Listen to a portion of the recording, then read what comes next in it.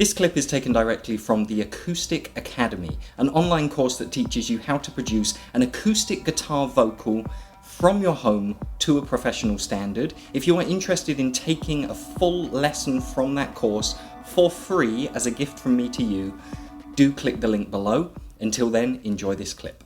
I want to run us through how do we bridge the gap between mixing and mastering. What do we do at this point? We can see we're at a great stage and we really like the sound of our mix right now. At this point, we need to just make sure that everything is okay and everything is in a sweet spot for the mastering engineer. Now, this is the same whether you're going to be mastering it or whether you're going to send it to a mastering engineer. You want to kind of treat them as separate things, all right? Even if you're going to master it, you could, at this point, master things in the same project, right? You could go here in the stereo bus and do all of your final touches and final plugins and that just here after the previous plugins on your mix bus. There's no reason why you couldn't do that. But I would advise taking everything to a brand new project. All right, starting a new project, a mastering project. So what you want to do is you want to bounce your recording or save your recording into one stereo file, and then that new stereo file is going to be in a new project where you're going to do all of your mastering techniques. It's kind of just it's a mental thing. All right, it's just this sort of, it's this way of separating the two stages of this process. And so even if you're mastering your own material, I do advise you to kind of split things up, all right? Do your recording, then do your mixing, then do your mastering, and kind of keep it separate rather than mixing it all into one, because it's very easy and very tempting to kind of start mastering right here in your mixing project. But I do advise kind of separating the stages. So we need to look at a couple of things, and it's all here in the stereo bus, this final bus. We just need to look, we need to play through our song and just check a couple of things.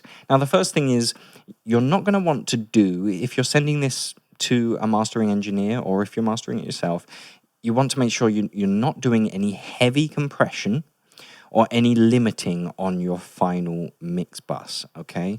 So we are doing some compression, which is just for gluing, okay? And that's fine. In this case, I'm just gonna leave that on. That's fine because it was very subtle. But you wouldn't want to do any heavy compression or any heavy limiting or anything like that on this final mix bus, all right? Now, the other thing we want to look at is our meter down here. Okay, we want to make sure that this meter is in the green, all right? I like to keep it around the middle here, rather than being in the red or in the yellow up here. We don't want it to be too hot, all right, or too loud. We want things to be nicely even, nicely in the middle of the meter. The reason for this is the mastering engineer, even if it's you, will want a lot of what's called headroom.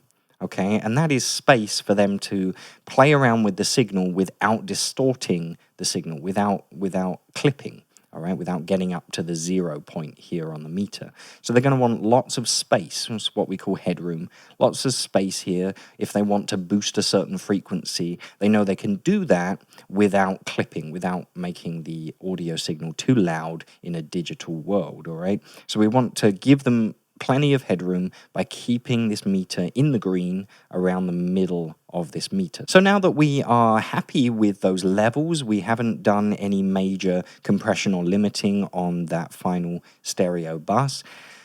What we want to do now is save our recording, is bounce down our recording and open it up into a new project. So here in Logic, if I do Command B, as in bounce, we're going to bounce a nicely detailed file, all right? What that means is you want a better resolution and a good sample rate. So at this point, I will always do a final mix of 24-bit, at least 24-bit, and at least 48,000 hertz sample rate, okay? So when we get to the mastering stage, I tend to do a final master of 16-bit, and 44.1, okay? That is like CD level audio, right? Like the old CDs, you remember those things from yonks ago.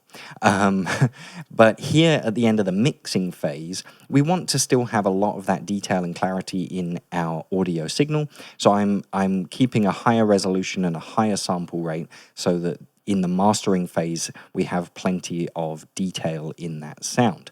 All right, and then we can kind of bounce down at a lower resolution at the end of the mastering phase. So at this stage, these are the settings that I would use. We want a WAV file, all right?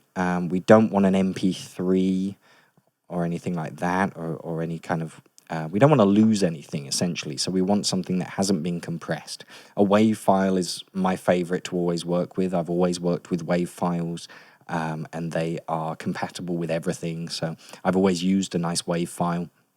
So a WAV file at that resolution and that sample rate is absolutely wonderful. Make sure you get your whole project, all right? A mistake sometimes we make is this counter might be on the wrong number, all right? So make sure you are getting your whole project there, all right, from 1 all the way to 49, bar 49, as it's counting it here.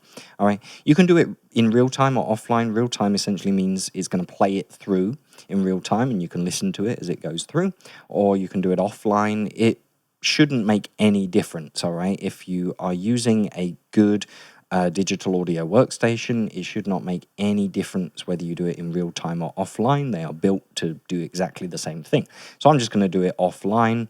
And we don't want to normalize anything because of that whole headroom thing that we talked about, all right? So we're going to keep the level exactly as it is on that fader when we were playing it just a second ago. So keep that normalize function off, all right? And we're just going to save this into whatever folder is convenient for you. Maybe you have a folder that you've put together for this project.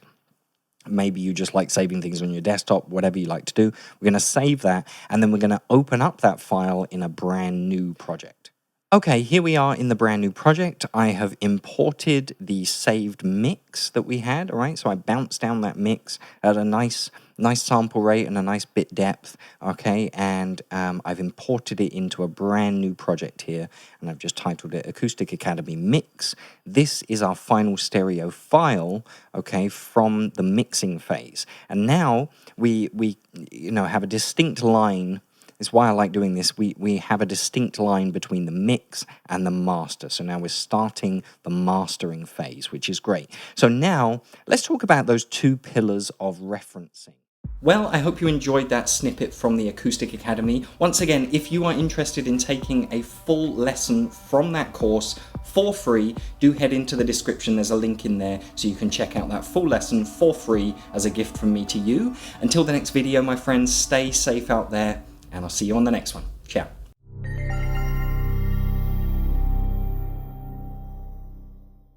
This clip is taken directly from the Amazon rainforest.